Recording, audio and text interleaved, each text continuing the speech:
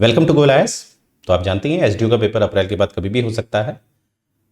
तो मुझे उम्मीद है आप पॉलिटी की सीरीज जो हमारी यूट्यूब पे थ्रू हो रही है वो आप देख रहे होंगे। तो आज हम बात करेंगे फंडामेंटल राइट्स की। तो आइए चर्चा शुरू करते हैं।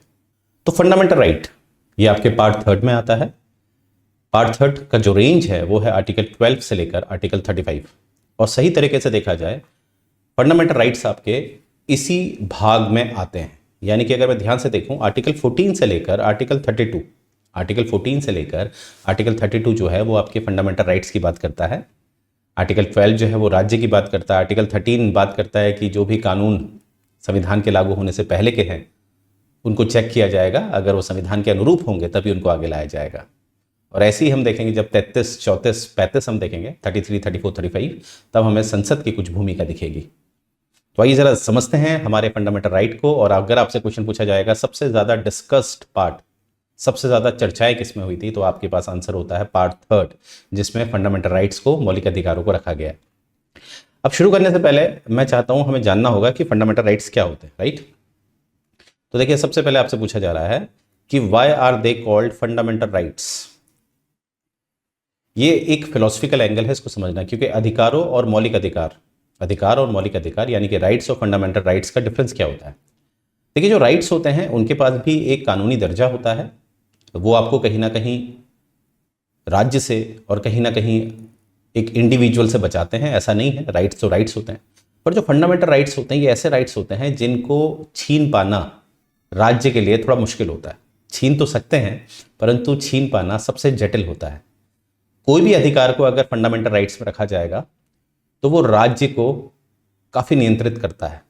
अर्थात अगर भारत का एक उदाहरण लेते हैं, भारत में 44वां संशोधन 1978 में जो किया गया था, 44th अमेंडमेंट 1978 के द्वारा, 44th अमेंडमेंट 1978 के द्वारा जो संपत्ति का अधिकार है, जो राइट ऑफ प्रॉपर्टी है, उसको मौलिक अधिकार से हटा दिया गया 44वां संशोधन 1978 से। तो मतलब क्या है कि 1978 से पहले अगर आप देखेंगे, अगर राज्य को जमींदारी समाप्त करनी है, राज्य को जमींदारी के जो नियम है वो समाप्त करने हैं, तो बड़ी मुश्किल है, क्योंकि उसमें संपत्ति क्या होती थी, फंडामेंटल राइट्स होती थी। और जो व्यक्ति है फंडामेंटल राइट्स के तहत सीधे डायरेक्ट वे में सुप्रीम कोर्ट जा सकता था। और अगर सुप्रीम कोर्ट ने राज्य को मना कर दिया है तो आपको पता है राज्य फिर कुछ नहीं कर सकता। और वही अब आप देखेगा आज ये जो संपत्ति है आफ्टर 44th अमेंडमेंट 1978, उसके पश्चात में क्या दिखता है, ये एक फंडामेंटल राइट से हटा दिया गया है, यानी कि एक नॉर्मल राइट ये बन चुका है, या इसको लीगल राइट भी आप कह सकते हैं।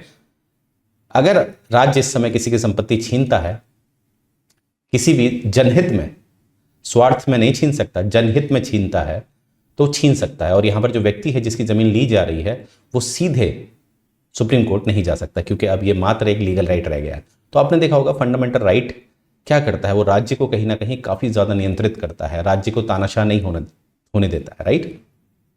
और आगे बढ़ने से पहले मैं बताना चाहता हूं, जैसे आपने सुना होगा मैग्ना कार्टा का नाम। मैग्ना कार्टा ये लिखा है आपके किंग जॉन 1215 में इसे दिया गया था पहली बार। 1215 यानी कि 13वीं शताब्दी में इसकी शुरुआत हो गई है, 1215। अब सोचिए इंग्लैंड की बात है ये, मैग्ना कार्टा इंग्लैंड। तो वहां पर मैग्ना कार्टा क्या था, एक पहली बार एक लिखित दस्तावेज था जिसमें लोगों को अधिकार देने की बात की गई थी। लिखित था ये, जहां पर लोगों को अधिकार देने की बात की गई। तो अर्थात हम कह सकते हैं कि मैग्ना कार्टा ने कहीं ना कहीं जो प्रजा होती थी उसको नागरिक बनाया है, क्योंकि प्रजा और नागरिक में क्या डिफरेंस होता है। प्रजा को जब आप अधिकार दे देते हैं तो वो नागरिक में परिवर्तित हो जाते हैं, और जहां आप नागरिकों को अधिकार देते हैं वहां पर आप राज्य की जो निरंकुश शक्ति होती है उसको कहीं ना कहीं हम नियंत्रित करते हैं। स्टेट की जो एब्सोल्यूट पावर होती है वो लिमिटेड हो जाती है अगर आप अधिकार दे रहे हैं जनता को। तो इसकी शुरुआत में मैग्ना कार्टा से दिखती है, पहली बार हमें दिखता है, परंतु ये एक तरह से हम कहेंगे संपूर्ण नहीं था। शुरुआत तो थी पर पूरा नहीं था, राइट। फिर हमारे समाज में कुछ हमारे फिलोसफर्स आए, जैसे मैं बात करूँ थॉमस हॉब्स की, जिनका जन्म 1588 में हुआ था, मृत्यु उनकी 1679 में हुई थी।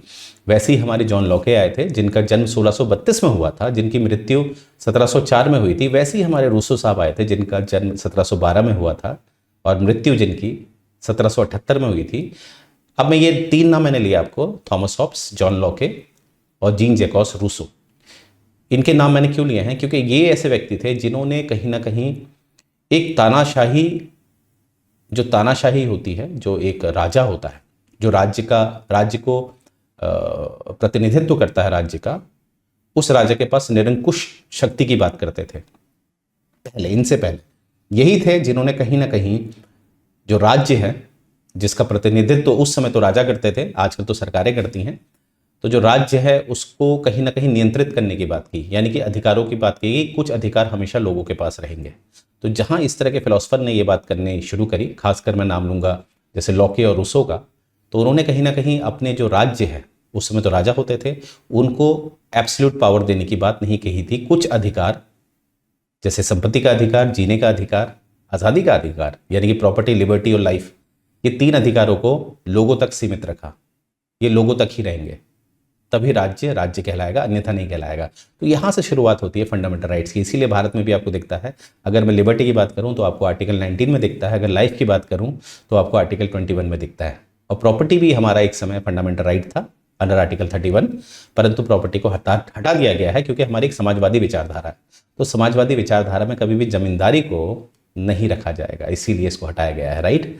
तो मुझे उम्मीद है इस तरह से आप पढ़ेंगे तो आपका पेपर डेफिनेटली आप अच्छा लिख पाएंगे, मेंस भी और अपने प्री को भी क्वालिफाई कर पाएंगे, राइट। तो मुझे उम्मीद है मैग्ना कार्टा आप समझ गए होंगे, 1215 किंग जॉन्स के द्वारा दिया गया है। और फंडामेंटल राइट्स ये क्यों कहलाए जाते हैं? क्योंकि बिल्कुल मौलिक होते हैं, बेसिक होते हैं, ये जो राज्य को सही में नियंत्रित करते हैं। अब क्वेश्चन है सर ये क्या ये राज्य को ही नियंत्रित करते हैं, क्या किसी व्यक्ति विशेष को भी नियंत्रित करते हैं? तो इसका आंसर है यस, ये व्यक्ति विशेष को भी नियंत्रित करते हैं। आगे है features of the fundamental rights. देखिए फीचर्स ऑफ फंडामेंटल राइट्स में हमेशा याद रखिएगा ये एब्सोल्यूट नहीं होते हैं, अर्थात क्योंकि देखो जो समाज होता है जब वो परिवर्तनशील होता है, वैसे ही जो आपके मौलिक अधिकार होते हैं उनको भी परिवर्तनशील बनाना पड़ता है, यानी कि एब्सोल्यूट नहीं होता है, समय समय पर इन पे चेंजेस किए जाते हैं। जैसे एक उदाहरण ले लेते हैं, एक समय पर जो शिक्षा का अधिकार है वो मौलिक अधिकार नहीं था, पर 86 अमेंडमेंट जो 2002 में किया गया उसके द्वारा अनुच्छेद 21 को आर्टिकल 21A को जोड़ा गया, जिसके तहत राइट टू एजुकेशन जो है वो एक फंडामेंटल राइट बन चुकी है। और वैसे ही अभी मैंने आपको बताया जैसे संपत्ति का अधिकार था आर्टिकल 31 में, जिसको 44वें संशोधन जो 1978 में किया गया उसके द्वारा हटा दिया गया। तो इन दोनों उदाहरण से आपको क्या दिख रहा है, अगर मैं 86 अमेंडमेंट देखूं तो उसमें नया एक फंडामेंटल राइट जोड़ा गया है, और मैं 44th अमेंडमेंट देखूं उसके द्वारा संपत्ति का अधिकार यानी कि एक फंडामेंटल राइट को हटाया गया है। तो ये घटाना और बढ़ाना ये फंडामेंटल राइट्स में किया जा सकता है, राइट। नेक्स्ट देखते हैं, ये क्वालिफाइड है, बिल्कुल मैंने बता दिया एब्सोल्यूट नहीं है, यानी कि इन पे चेंजेबल हो सकते हैं, पर ये चेंज एक रीजनेबल होना चाहिए, ठीक है, ऐसा नहीं कि कुछ भी मन किया चेंज कर लिया, ऐसा नहीं। Protection against state and individual देते हैं, बिल्कुल देते हैं, ये राज्य के अगेंस्ट आपको बचाते हैं, राइट। जैसे आर्टिकल 21 देख लीजिए, आपका जीवन तब तक नहीं लिया जाएगा जब तक उससे संबंधित कानून नहीं बनाया जाएगा। अब कानून बनाने के लिए तो जस्टिफाई करना पड़ेगा ना कि कानून क्या है, मतलब जब कोई व्यक्ति किसी और व्यक्ति को मारेगा तभी उसके प्राण लिए जाएंगे, अन्यथा नहीं लिए जाएंगे, राइट। और इंडिविजुअल के अगेंस्ट भी बिल्कुल बचाता है। अगर आर्टिकल 17 को अगर आप देखेंगे जो छुआछूत की बात करता है, अनटचेबिलिटी की बात करता है, तो अगर कोई प्राइवेट या एक व्यक्ति विशेष भी आपके साथ छुआछूत करता है तो वो कहीं ना कहीं आर्टिकल 17 अनुच्छेद 17 का अवहेलना कर रहा है, वॉयलेट कर रहा है, ठीक है। Direct access to supreme court, बिल्कुल आपको डायरेक्ट एक्सेस है सुप्रीम कोर्ट पे। देखिए एक केस याद रखिएगा, एक केस है state of UP versus Mohammad Nooh case, मैं लिख देता हूँ state of UP versus Mohammad Nooh NOOH case, ये है 1958 का 1958 का केस है, state of UP versus Mohammad Nooh case. ये क्या था, 1958 का केस है। क्या था इसमें, ऑनरेबल सुप्रीम कोर्ट ने पहली बार कहा है कि ऐसा है फंडामेंटल राइट्स के लिए आपने क्या करना है, ऑल दो आर्टिकल 32 में आपको ये शक्ति है कि आप सीधे सुप्रीम कोर्ट आ सकते हैं, पर आपने सबसे पहले क्या करना है, जब भी आपके फंडामेंटल राइट्स का कोई हनन करता है तो आपने पहले हाई कोर्ट जाना चाहिए। प्रोसीजर क्या है, पहले आप हाई कोर्ट जाइए, उसके पश्चात आप सुप्रीम कोर्ट आइए। तो यहां पर अब क्वेश्चन आता है कि सर इसका मतलब वर्तमान में हम डायरेक्टली सुप्रीम कोर्ट के पास नहीं जा सकते। देखिए ऐसा नहीं है, आप डायरेक्टली सुप्रीम कोर्ट के पास जा सकते हैं, ऐसा नहीं है, पर सुप्रीम कोर्ट ने एक बात रखी है कि पहले आप हाई कोर्ट में जाइए, उसके बाद सुप्रीम कोर्ट आइए। तो आप समझिएगा, अगर आपसे पूछा जाएगा कि आज के समय पे हम डायरेक्टली सुप्रीम कोर्ट नहीं जा सकते हैं, तो मैंने कहा जा सकते हैं, क्योंकि संवैधानिक तौर पे तो जा सकते हैं, पर सुप्रीम कोर्ट ने एक प्रोसीजर दिया है इस केस के तहत, state of UP versus Mohammad Nooh case 1958 का, राइट। आगे बढ़ते हैं, तो directly access to supreme court है, बिल्कुल है under article 32। Positive and negative rights, right. Positive और नेगेटिव राइट्स का यहां पर क्या मतलब है, यहां पर पॉजिटिव और नेगेटिव आता है विद रिस्पेक्ट टू स्टेट। कहीं पर कोई फंडामेंटल राइट्स होता है जहां पर वो उम्मीद करता है कि स्टेट हस्तक्षेप करे, जैसे बात है अनटचेबिलिटी की, आर्टिकल 17 में है, तो राज्य क्या करे, हस्तक्षेप करे उसमें। अगर कोई अनटचेबिलिटी करता है तो उसमें राज्य हस्तक्षेप करे, नियम बनाए। और जो नकारात्मक वे में दिखाया जा रहा है, जैसे अगर मैं बात करूं आर्टिकल 19 की, तो आर्टिकल 19 बात करता है एक तरह से इंडिविजुअल लेवल पे फ्रीडम की बात करता है, तो राज्य उसमें हस्तक्षेप ना करे, तो इस हिसाब से, राइट। आगे देखते हैं जो आपके फंडामेंटल राइट्स होते हैं कि आपके जो पॉलिटिकल डेमोक्रेसी होती है उसको कहीं ना कहीं आगे बढ़ाते हैं। जैसे पॉलिटिकल डेमोक्रेसी आपकी होती है जहाँ पर इक्वलिटी बिफोर लॉ होती है, जहाँ पर आपको समानता दी जाती है, जहाँ पर आपको जीने का अधिकार दिया जाता है, जहाँ पर आपको जो इलेक्शंस होते हैं वहाँ पर आपको एडल्ट सफरेज दिया जाता है कि आप एडल्ट सफरेज कर सकते हैं, राइट। यानी कि आपके पास आपको किसी भी तरह से डिस्क्रिमिनेट नहीं किया जाएगा जब आपको वोट देना जाना है या कहीं ना कहीं राजनीति में शामिल होना है, तो आपके साथ किसी भी तरह का भेदभाव नहीं किया जाएगा। तो ये होता है आपका पॉलिटिकल डेमोक्रेसी। सिंपल सा, अगर आप कंफ्यूज हो रहे हैं, पॉलिटिकल डेमोक्रेसी का उदाहरण मैं दे देता हूँ। आर्टिकल 14 देख लीजिएगा, आर्टिकल 21 आप देख लीजिएगा, आर्टिकल 3 to 5, 3 to 6 देख लीजिएगा। 3 to 5 में बताया गया है कि जब इलेक्टोरल रोल बनाया जाएगा तो उसमें किसी भी तरह का भेदभाव नहीं किया जाएगा, ठीक है। और आर्टिकल 3 to 6 में बात की गई है एडल्ट सफरेज की, राइट, कि भाग लेने समय किसी भी तरह का भेदभाव नहीं होगा। तो 3 to 5 और 3 to 6 कहीं ना कहीं आपके पॉलिटिकल डिस्क्रिमिनेशन को रोकते हैं, राइट। और जस्टिसेबल हैं, बिल्कुल जस्टिसेबल हैं, ठीक है, कि अगर आपके फंडामेंटल राइट्स को स्टेट छीनता है तो आप सीधे डायरेक्ट कोर्ट जा सकते हैं, क्योंकि अगर हमारा स्टेट उसे जस्टिफाई नहीं कर पाया तो फिर आपके फंडामेंटल राइट्स नहीं छीने जा सकते। तो जस्टिसेबल का मतलब क्या होता है कि अगर आपको बंदी बनाया जा रहा है, आपको जेल भेजा जा रहा है, तो जो राज्य है जो आपको जेल भेज रहा है, जो पुलिस है आपको जेल भेज रही है, जो न्यायपालिका है जो आपको जेल भेज रही है, उनको जस्टिफाई करना पड़ता है कि हाँ भाई इसने इसका मर्डर किया है तब इसको जेल भेजा जा रहा है, जस्टिसेबल है, राइट। और यहाँ पर क्लेम अगेंस्ट दी स्टेट होता है, ठीक है, कि अगर कोई राज्य कोई ऐसा काम कर देता है जिसमें किसी का फंडामेंटल राइट्स को छीनता है और जस्टिफाई नहीं कर पा रहा है, तो यहाँ पर जिसके अधिकार छीने जा रहे हैं वो क्लेम भी कर सकता है, राइट। तो आप समझ पा रहे होंगे फंडामेंटल राइट्स कितने ज़रूरी होते हैं हमारी एक व्यक्तिगत स्वतंत्रता के लिए। आगे देखते हैं। अब मैंने बताया कि जो हमारे फंडामेंटल राइट्स होते हैं वो कहीं ना कहीं हमारे जो राज्य की जो शक्ति होती है उसको सीमित करते हैं।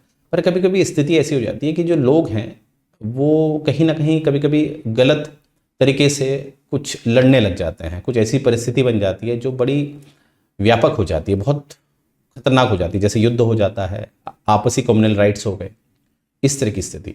तो इस तरह की स्थिति में अधिकारों को अस्थायी रूप से टेम्परेरी बेस में सस्पेंड कर दिया जाता है इन फंडामेंटल राइट्स को। तो पार्ट 18 में आपको पता ही है, भारत के संविधान के जो पार्ट 18 है वहां पर आपको दिखता है इमरजेंसी, आपातकाल का प्रावधान। 3 तरह की इमरजेंसी आपको बता रखी है। आर्टिकल 352 में नेशनल इमरजेंसी बता रखी है, आर्टिकल 356 में आपको प्रेसिडेंट रूल बता रखा है, और 360 में आपको फाइनेंशियल इमरजेंसी बता रखी है। तो यहाँ पर अगर हम नेशनल इमरजेंसी की बात करें तो नेशनल इमरजेंसी जब लगाई जाती है तो उसमें आपके फंडामेंटल राइट्स को छीन लिया जाता है, चाहे कोई भी फंडामेंटल राइट्स हो। परंतु इस बात को देखते हुए ये थोड़ा ठीक नहीं लगा, तो 44वां संशोधन किया जाता है 1978 में मोरारजी देसाई सरकार द्वारा। आई रिपीट, 44वां संशोधन, 44th अमेंडमेंट, जिसके द्वारा 20 और 21 को, जो आर्टिकल 20 है जो आपको कन्विक्शन में प्रोटेक्शन देता है, दोष सिद्धि जब आप पे होती है तो उसमें प्रोटेक्शन देता है, और आर्टिकल 21 जो आपको राइट टू लाइफ देता है, जीने का अधिकार देता है। इन दोनों को, 20 और 21 को, किसी भी की तरह इमरजेंसी हो, किसी भी तरह की इमरजेंसी हो, आपके अधिकार छीने नहीं जा सकते। कौन से? 20 और 21। तो ये किसने तय किया? ये कौन लेके आया? मोरारजी देसाई की सरकार वाया 44th अमेंडमेंट 1978। अब क्वेश्चन है कि सर इमरजेंसी के दौरान सारे अधिकार छीन लिए जाते हैं फंडामेंटल राइट्स, 20 और 21 नहीं छीने जाते हैं? बिल्कुल सही जवाब।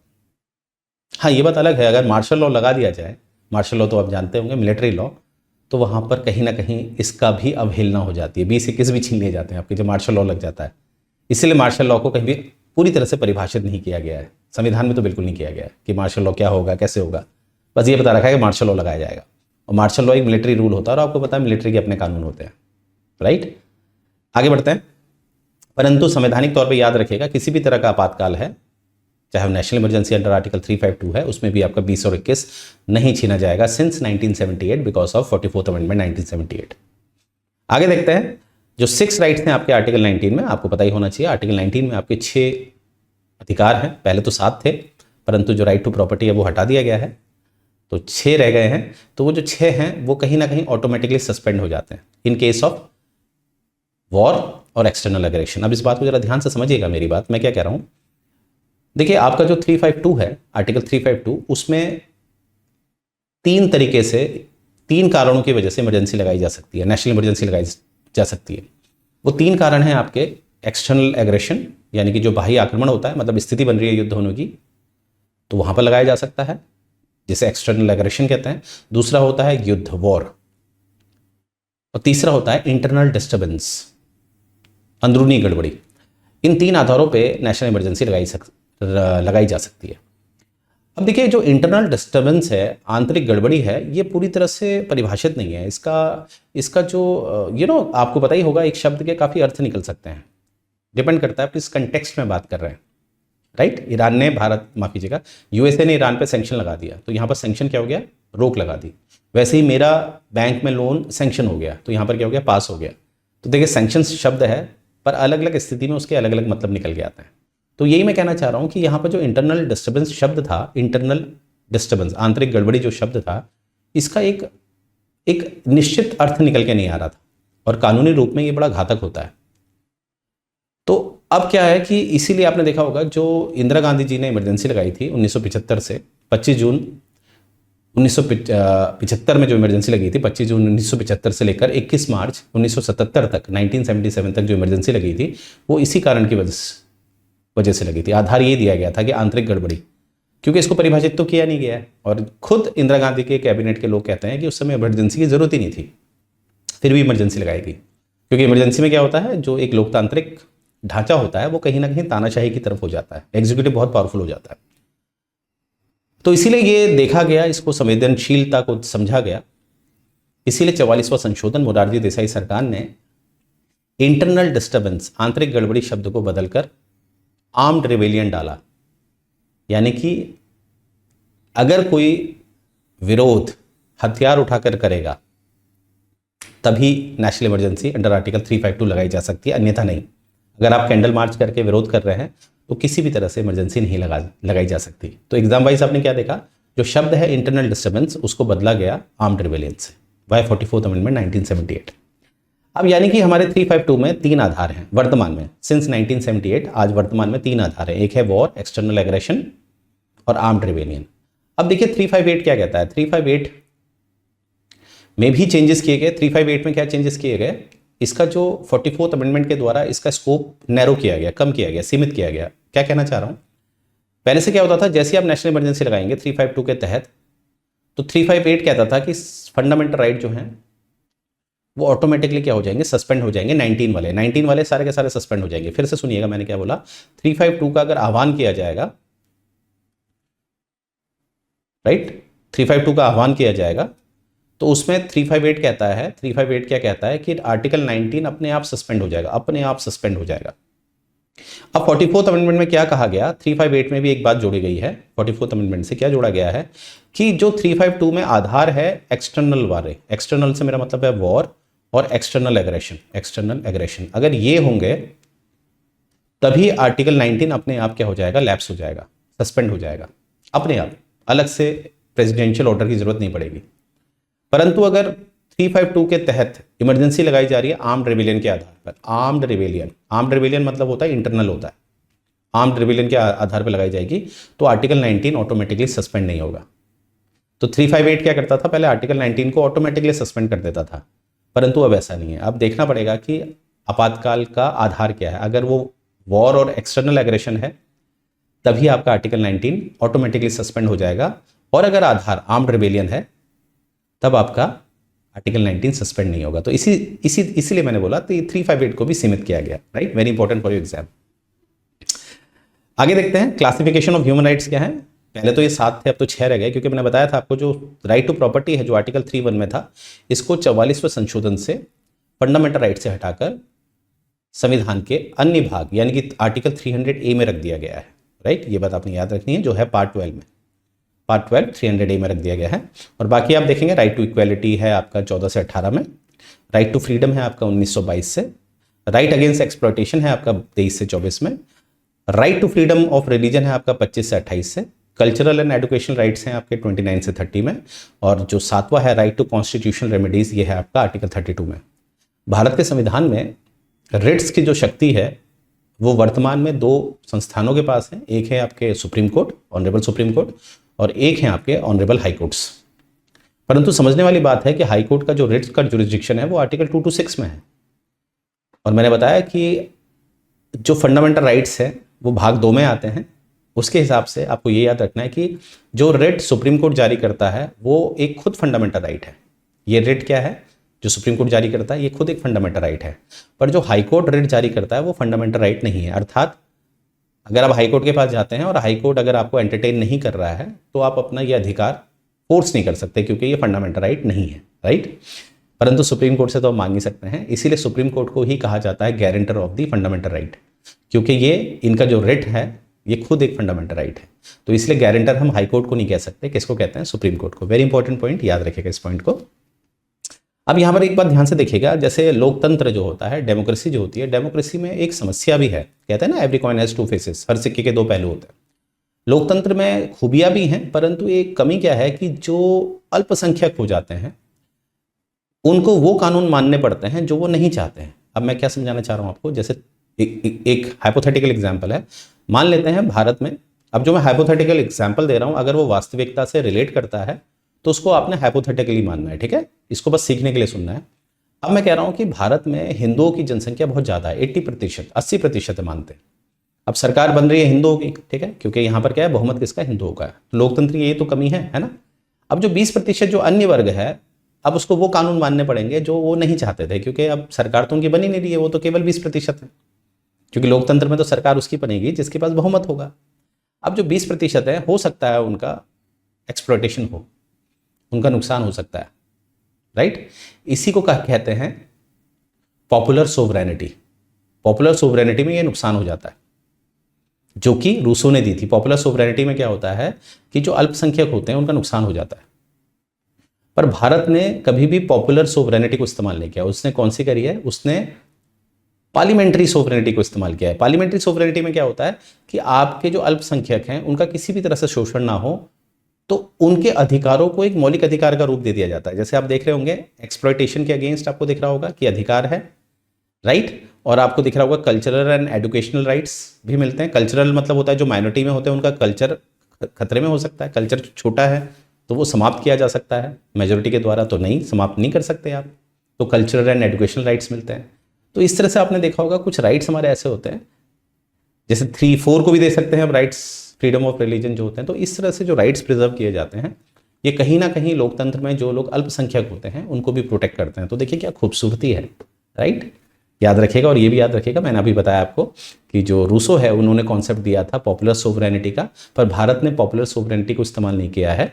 उसका जो एड ऑन वर्जन है, उसका जो मॉडिफाइड वर्जन है पार्लियामेंट्री सोवरेनिटी, उसका इस्तेमाल किया है।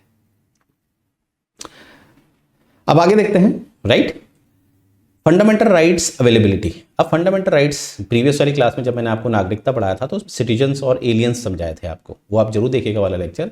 तो देखिए कुछ हमारे फंडामेंटल राइट्स जो होते हैं वो नॉन सिटीजन्स को नहीं दिए जाते हैं। अर्थात सिटीजन के पास तो सारे ही होंगे, पर जो नॉन सिटीजन है उनके पास वो अधिकार नहीं होते हैं जो सिटीजन्स को दिए जाते हैं, एक्सक्लूसिवली सिटीजन्स के लिए होते हैं। जैसे 15, 16, 19, 29, 30, ये जो 5 फंडामेंटल राइट्स हैं ये केवल सिटीजन्स के लिए होते हैं, केवल सिटीजन्स के लिए होते हैं। इसलिए देखिए आर्टिकल 16 देखिए, जो हमारे वहाँ सरकारी पद होते हैं, पब्लिक एम्प्लॉयमेंट होते हैं, वो हमेशा सिटीजन्स को ही दिए जाते हैं। यानी कि भारत का अगर आपको राष्ट्रपति बनना है, प्रधानमंत्री बनना है, चीफ जस्टिस ऑफ इंडिया बनना है, तो आपको क्या होना पड़ेगा? भारत का नागरिक। तो ऐसे पद हमेशा किसके लिए होते हैं? सिटीजन्स के लिए। और बाकी जो हैं, जो बाकी अगर आप 15, 16, 19, 29, 30 को हटा दें, बाकी जितने भी फंडामेंटल राइट्स हैं वो हमारे नॉन सिटीजन्स को भी दिए जाते हैं। और जो हमारे एनिमी एलियंस होते हैं, क्योंकि मैंने कहा था नॉन सिटीजन में भी ऐसे होते हैं, एलियन होते हैं और एनिमी एलियन होते हैं। एनिमी एलियन को नहीं दिए जाते हैं। एनिमी एलियन को आपको 14, 20 और 28 नहीं दिया जाता है, इनको ये भी नहीं दिया जाता एनिमी एलियन। और एनिमी एलियन कौन होते हैं? ऐसे देश जिनसे हमारी युद्ध हुआ है या युद्ध होने की आकांक्षा है, विचारों का बहुत मतभेद है, जैसे इंडिया पाकिस्तान, राइट। अब नेक्स्ट टॉपिक हमारा कि अब हम शुरुआत करेंगे आर्टिकल 12 में क्या है। आर्टिकल 12 में है राज्य की परिभाषा। याद रखिएगा, आर्टिकल 12 में क्या है? राज्य की परिभाषा। अब देखिए एक केस है, उसके केस को याद रखना है आपने। ये है आपका जी टेलीफिल्म केस है आपका, जी टेलीफिल्म केस। ये केस है आपका 2005 का। इसके तहत ये उठा था कि बीसीसीआई जो है वो राज्य की सूची में आएगा या नहीं, राज्य के अंतर्गत आएगा नहीं आएगा। तो इसमें ऑनरेबल सुप्रीम कोर्ट ने कहा था, जो जी टेलीफिल्म केस था 2005 का, इसमें ऑनरेबल सुप्रीम कोर्ट ने कहा था कि नहीं आएगा, बीसीसीआई जो है वो राज्य की परिभाषा में नहीं आएगा।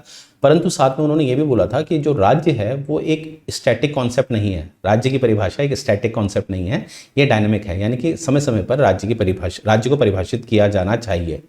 तो अर्थात अगर आप मुझसे पूछेंगे सर राज्य की एक संपूर्ण पूरी परिभाषा बताइए, तो इसका मेरे पास उत्तर होगा नहीं, ये समय समय पर घटता बढ़ता रहता है, राइट, और बढ़ता ही है, राइट, क्योंकि आपको पता है कि जो हमारी सरकार होती है वो नए नए आयोग लेके आती है, नए नए स्टैच्यूट लेके आते हैं, कानूनी निकाय लेके आती है।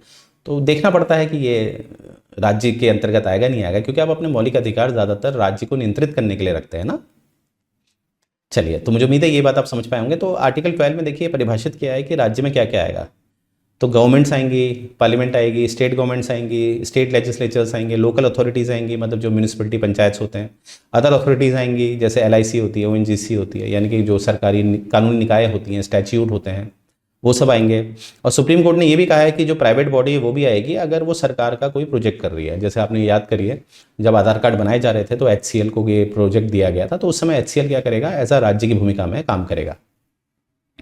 अब यहाँ पर एक प्रश्न निकल के आता है, सर जो हमारी न्यायपालिका होती है क्या वो राज्य के डोमेन में आती है, राज्य की परिभाषा में आती है? तो इसका उत्तर मैं बताता हूँ आपको। न्यायपालिका अगर प्रशासनिक कार्य करेगी तो वो राज्य के परिभाषा में आएगी। प्रशासनिक कार्य मतलब आपको पता ही है, जो न्यायपालिका होती है, चाहे हाई कोर्ट है, सुप्रीम कोर्ट है, अपने स्तर की विज्ञप्तियों खुद लाती है। अगर उसमें कुछ हेरफेर की जा रही है, डिस्क्रिमिनेशन किया जा रहा है, तो वहाँ पर वो राज्य सूची के अंतर्गत आएगी, मतलब राज्य के अंतर्गत आएगी। परंतु अगर वही न्यायपालिका कोई न्याय दे रही है, कोई जजमेंट कर रही है, तो वो न्याय की माफ़ कीजिएगा, राज्य की परिभाषा में नहीं आएगी। तो याद रखेगा न्यायपालिका के बारे में कि राज्य की परिभाषा में कब आती है, जब वो प्रशासनिक तौर पे काम करती है, और जब वो न्याय देने का काम करती है तो वो राज्य की परिभाषा में नहीं आती है। अब देखिए क्या है यहाँ पर, अब हम बात करेंगे आर्टिकल 13 की। देखिए आर्टिकल 13 सिंपल सा है। आर्टिकल 13 क्या करता है, आर्टिकल 13 को आपने आर्टिकल 372 के साथ पढ़ना है, 372 के साथ पढ़ना है, तभी आपको बेहतर समझ में आएगा। तो 372 कहता है, आर्टिकल 372 कहता है कि जो भी पुराने कानून हैं जो भारत के संविधान लागू होने से पहले के थे, वो भारत में संविधान लागू होने के बाद लागू किए जा सकते हैं, और वो तभी लागू होने चाहिए जब वो भारत की जो संविधान की जो एक मर्यादा है, सिद्धांत है, उसके अनुरूप होने चाहिए, उनके अगेंस्ट नहीं होने चाहिए। और आर्टिकल 13 में ये जिम्मेदारी कहीं ना कहीं हमारे न्यायपालिका को दी गई है। जुडिशियल रिव्यू, न्यायिक समीक्षा जो है, वो शब्द पूरी प्रत्यक्ष रूप से तो हमारे संविधान में कहीं नहीं लिखा है, परंतु वो इनडायरेक्ट वे में, इम्प्लिसिट वे में हमें कहाँ दिखाई देता है, आर्टिकल 13 में। क्योंकि आर्टिकल 13 में आपको दो तरह के डॉक्ट्रिन दिखती है। एक डॉक्ट्रिन दो तरह की दिखती है। वो कौन कौन सी, एक लॉ और एक लॉ इनफोर्स, विधि या प्रवर्त विधि। लॉ इनफोर्स वो होते हैं जो पुराने कानून हैं जो हमारे संविधान के लागू होने से पहले के हैं, जो मैंने कहा था 372 कहता है कि पुराने कानूनों को आगे लाया जा सकता है। इसीलिए आपको आरबीआई अधिनियम 1934 दिखाई देता है, राइट। जैसे कि आपको ट्रांसफर ऑफ प्रॉपर्टी एक्ट 1882 दिखाई देता है, ये पुराने हैं ना, 1882, 1934 पुराने हैं ये। तो ये आगे इसलिए आ पा रहे हैं बिकॉज ऑफ आर्टिकल 372, और ये हमारे संविधान के अनुरूप है या नहीं है, ये जिम्मेदारी न्यायपालिका को कहाँ से मिलती है, आर्टिकल 13 से। वो इन कानूनों की समीक्षा करते हैं, अगर किसी भी सेक्शन में या पूरी तरह अगर ये हमारे संविधान के सिद्धांतों के विरुद्ध हैं तो उनको कैंसिल कर दिया जाता है। ये आर्टिकल 13 में है। तो आर्टिकल 13 में क्या है, लॉ इनफोर्स, प्रवर्त विधि, पुरानी विधि जो पहले की है। और लॉ मतलब होता है, विधि मतलब होता है, विधि में ये बताया रखा है कि विधि में कौन कौन आएगा, यानी कि कानून में कौन कौन आएगा। जैसे संवैधानिक नियम आएंगे, जैसे कि संसद द्वारा बनाए गए जो अधिनियम है वो आएंगे, राज्य द्वारा जो अधिनियम बनाए जाते हैं वो आएंगे, जैसे अध्यादेश आएगा, जैसे रूल्स आएंगे, रेगुलेशंस आएंगे, राइट। ये सब किस में आएंगे, लॉ की डेफिनेशन में, राइट। तो यानी कि आर्टिकल 13 को याद रखेगा, ये अप्रत्यक्ष रूप से न्यायपालिका को शक्ति देता है कि वो न्यायिक समीक्षा करे, जुडिशियल रिव्यू करे। हालांकि इसको और उजागर किया गया केशवानंद भारती केस 1973 में। हिस्टोरिकल केस है ये, अभी तक की लार्जेस्ट बेंच है, 13 जजेस थे इसमें। तो इसमें कहीं ना कहीं ये कहा गया है कि जो पार्लियामेंट है, आर्टिकल 368 के द्वारा वो कुछ भी परिवर्तन कर सकती है, संविधान में कुछ भी परिवर्तन कर सकती है, परंतु वो मूल ढांचे को नहीं परिवर्तित कर सकती। बेसिक स्ट्रक्चर यानी कि मूल ढांचे को परिवर्तित नहीं कर सकती, राइट। अब ये एक लड़ाई थी जो कहीं ना कहीं हमें एन गोपालन केस से दिखाई देती है, शुरुआत होती है, वो एक अलग चर्चा है, तो उस पर अलग चर्चा करेंगे, ठीक है। तो यहाँ से हमने क्या देखा, आर्टिकल 13 क्या है, जो कहीं ना कहीं ये जिम्मेदारी न्यायपालिका को देता है कि जो भी कानून है, खासकर जो प्रवर्त विधि है, लॉ इन्फोर्स हैं जो पुराने हैं, 372 के साथ आपने पढ़ना है, वो बिल्कुल हमारे संविधान के अनुरूप होने चाहिए। अब हम बात करेंगे आर्टिकल 14 की। आर्टिकल 14 को अगर आप ध्यान से देखेंगे तो ये बात करता है इक्वलिटी बिफोर लॉ, कानून के समक्ष सभी को समानता।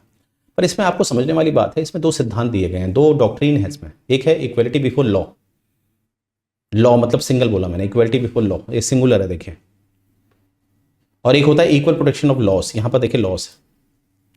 अब इक्वलिटी बिफोर लॉ को हम नेगेटिव बोलते हैं और इक्वल प्रोटेक्शन ऑफ लॉ को हम पॉजिटिव बोलते हैं। अब ये नेगेटिव पॉजिटिव को, इसको गलत मत समझिएगा। नेगेटिव पॉजिटिव का मतलब होता है कि यहां पर राज्य को देखा जाता है कि राज्य दूर रहेगा जब नेगेटिव की बात होगी, और पॉजिटिव की बात होगी राज्य हस्तक्षेप करेगा।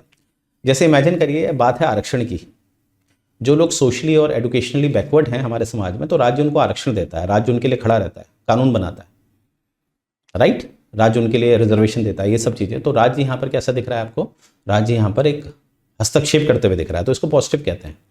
और नेगेटिव होता है मतलब राज्य जो है इसमें हस्तक्षेप नहीं करेगा, जैसे कानून के समक्ष सभी लोग समान होंगे। अब राज्य ऐसा नहीं करेगा कि भैया ये दलित वर्ग से है तो इसको आरक्षण दे, इसको फांसी ना दे अगर इसने मर्डर किया, ऐसा तो नहीं करेगा ना। तो इसलिए राज्य का इंटरफेरेंस होता है नेगेटिव पॉजिटिव का, ठीक है। तो इक्वलिटी बिफोर लॉ में क्या होता है, यहां पर राज्य किसी भी तरह का कोई स्पेशल प्रिविलेजेस नहीं देंगे, ठीक है। Equal subjection to ordinary laws, no one is above law, यानी कि यहाँ पर क्या होगा कि अगर मर्डर चाहे रिजर्व कैटेगरी वाले व्यक्ति ने करा है, चाहे वो जनरल कैटेगरी वाले व्यक्ति ने करा है, उसमें कोई भी स्पेशल प्रिविलेजेस राज्य नहीं देगा, तो राज्य इसमें हस्तक्षेप नहीं करेगा, कानून के समक्ष सब बराबर होने चाहिए।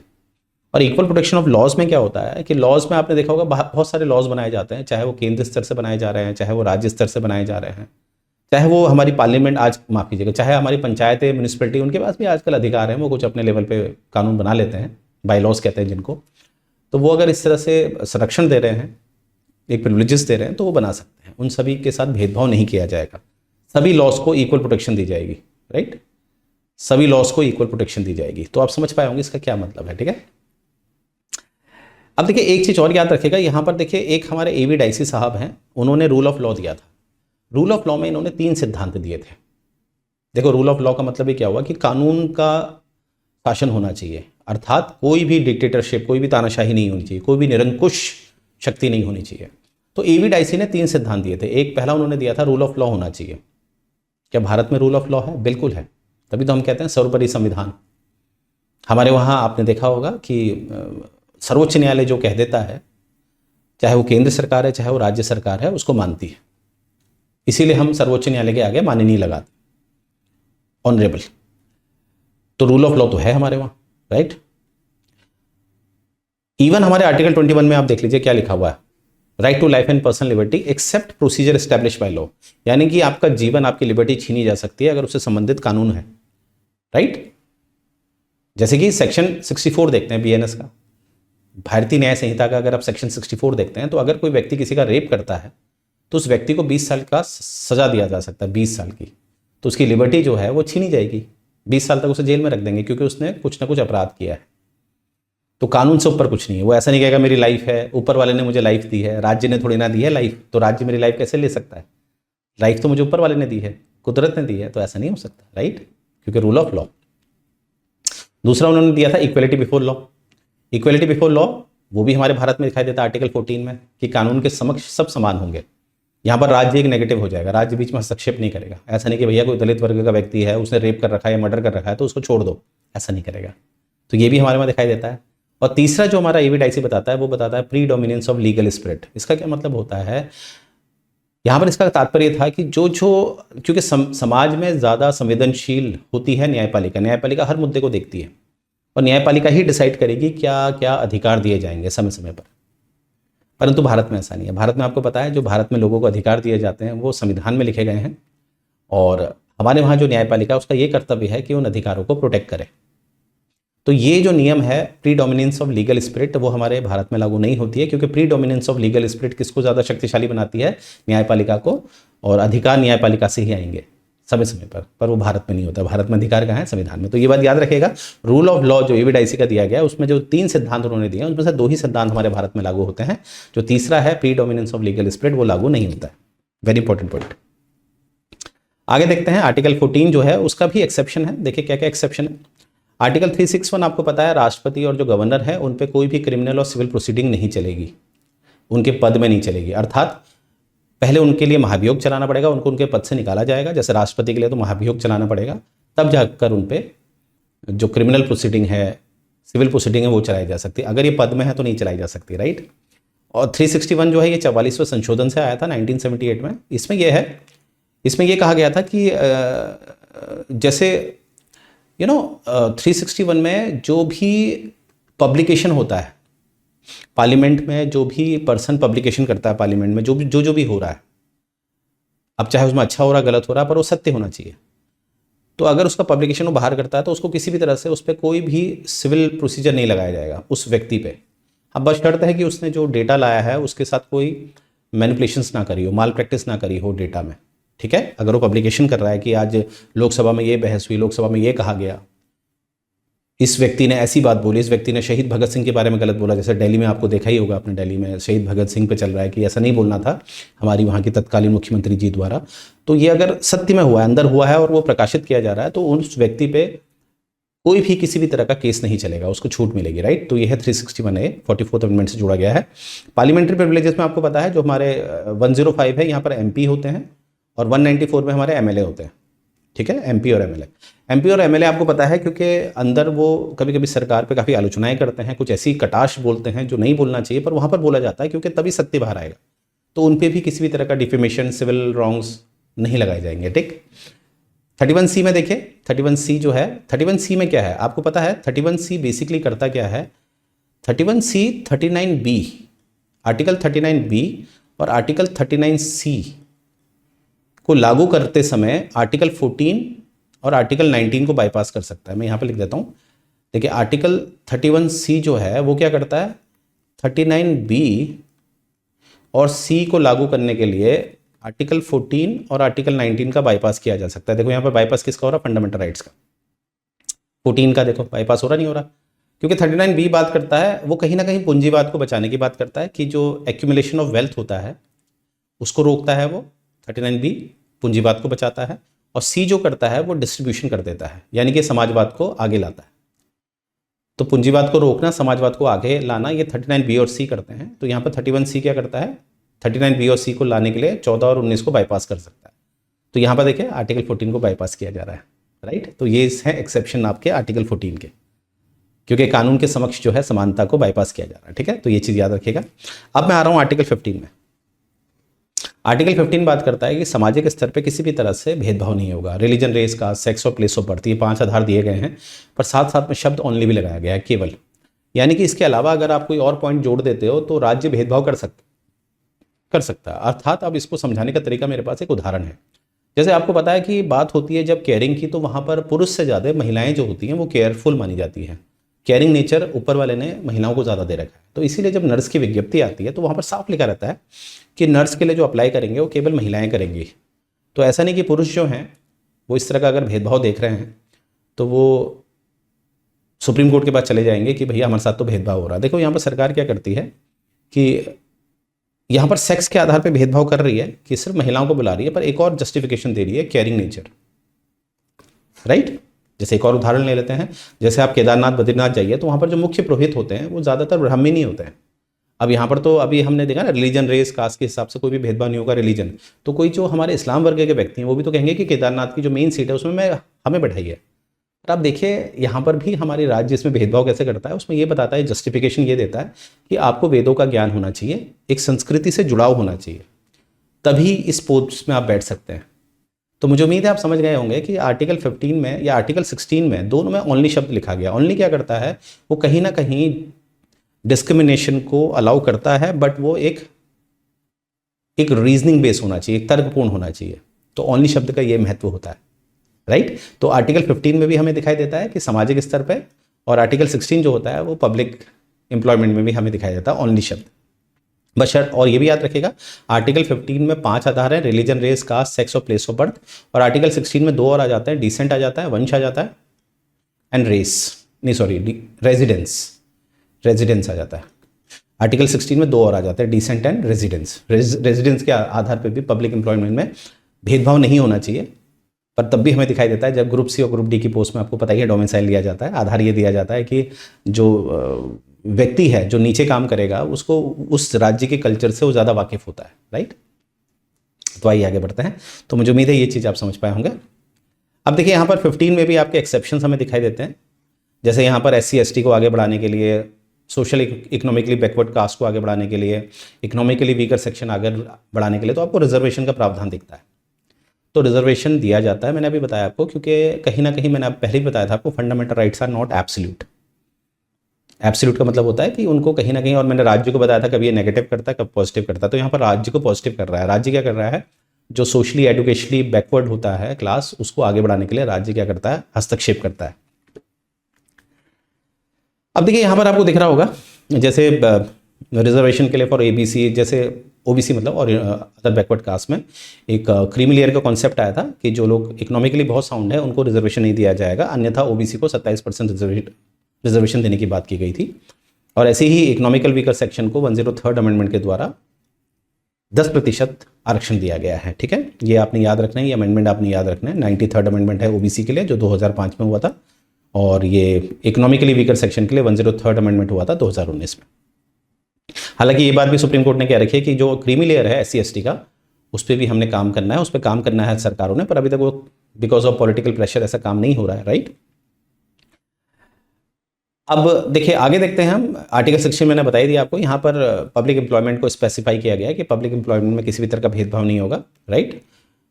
पर भेदभाव में मैंने आपको बताया अभी कि जो रिजर्वेशन है वो आपका आर्टिकल 16 के तहत भी आएगा, ठीक है। अच्छा, यहाँ पर एक केस देखिए, इंदिरा साहनी केस 1992। जैसे देखिए अगर हम चर्चा करें तो हम जानते हैं कि बैकवर्ड कमीशन के लिए संविधान ने ये शक्ति राष्ट्रपति को दे रखी है कि समय समय पर जो सोशली एजुकेशनली बैकवर्ड हैं, बैकवर्ड कास्ट हैं, बैकवर्ड क्लास है, उसके लिए आयोग गठित करेगा राष्ट्रपति। ये संवैधानिक एक शर्त है राष्ट्रपति के लिए। इसीलिए हमें दिखता है 1953 में काका कलेलकर कमेटी गठित की गई थी। काका कलेलकर कमेटी गठित की गई थी 1953 में। और कहीं ना कहीं हमें दिखता है आगे चलकर 1979 में मंडल कमीशन गठित किया गया, इतने गैप के बाद। मंडल कमीशन ने जो अपनी रिपोर्ट दी थी, तो उस रिपोर्ट के कारण काफ़ी विवाद हुआ था, इसीलिए केस पहुंच गया 1992 का, जिसे हम इंदिरा साहनी केस कहते हैं, या इसको कभी कभी मंडल केस भी कह देते हैं, क्योंकि आधार तो है मंडल कमीशन। तो मंडल कमीशन की जो रिपोर्ट के कारण फिर ये मुद्दा ऑनरेबल सुप्रीम कोर्ट में पहुंच गया था, काफ़ी विवाद हुआ था इसमें। फिर ये जो केस है इंदिरा साहनी केस, इसमें हमारे ऑनरेबल सुप्रीम कोर्ट ने जो मंडल आयोग ने बात की थी, जो सरकार ने मानी थी, उसकी व्याख्या करी। जैसे 27% आरक्षण की जो बात की गई थी OBC को, वो दिया गया, ये बात मंडल आयोग ने भी कही थी। क्रीमी लेयर को हटाने की बात हमारे ऑनरेबल सुप्रीम कोर्ट ने कही थी। क्रीमी लेयर की बात कोई भी हमारे मंडल कमीशन ने नहीं कही थी। और कहीं ना कहीं यहाँ पर जो 10% रिजर्वेशन है इकोनॉमिकली वीकर सेक्शन को, वो देने की बात की गई थी। और टोटल जो कोटा है वो 50% से ज़्यादा नहीं होना चाहिए।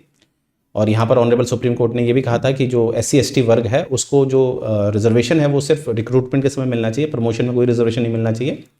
और जो कैरी फॉरवर्ड रूल है वो कहीं ना कहीं 50% रूल को ब्रेक नहीं करना चाहिए। कैरी फॉरवर्ड रूल होता है मतलब जो पुरानी विज्ञप्ति होती है, अगर वो सीट नहीं भर पाई है ना, जो रिजर्व सीट होती है, अगर वो नहीं भर पाई तो उनको आगे आप फॉरवर्ड नहीं कर सकते। अगर फॉरवर्ड कर भी रहे हैं तो वो 50% क्रॉस नहीं होना चाहिए। पूरा जो आरक्षण का दायरा है वो 50% पूरा नहीं हो, मतलब ऐसा नहीं कि आपने पुराना बैकलॉग दिखा के कह दिया कि 70%, हर साल का आपने 50% ले लिया और पिछला बदला 20% है, आप 70% आरक्षण दे रहे हैं, ऐसा नहीं करना है, राइट।